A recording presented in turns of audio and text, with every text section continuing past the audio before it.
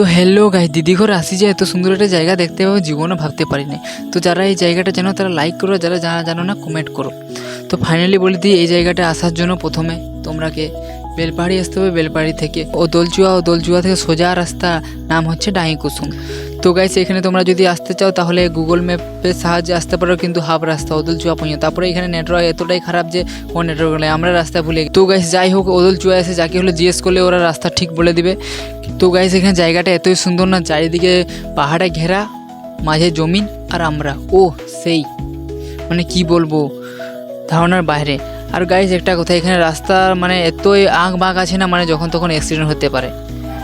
তো গাইস সাবধানে আসো, আর আমার এই ভিডিওটা দেখতে থাকো, আর ফলো করো, আর লাইক করে দাও। তো এখানে এসে এতবার রাস্তা ভুল করেছি ধারণার বাইরে, আর মাঝখানে তো আবার গাড়িও বন্ধ হয়ে গিয়েছিলো। তো গাইস ফাইনালি আমরা পৌঁছে গেছিলাম ওই জায়গাটাতে। তো চারিদিকে ঝর্ণা আর ঝর্ণা, শুধু জল আর জল, মানে খুব সুন্দর। এটা হয়ে আমার ভাই বলছে ছবি তুলবে, তাই ওর কিছু ছবি তুলে দিলাম।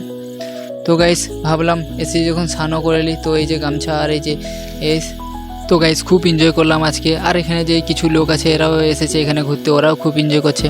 তো গাইস স্নান করার পরে কিছু মজা করলাম, মজা করার পরে জাস্ট দোয়ালা পরে কিছু ছবি তুলবে বলছে, তাই তার তো ছবি তুলে দিলাম।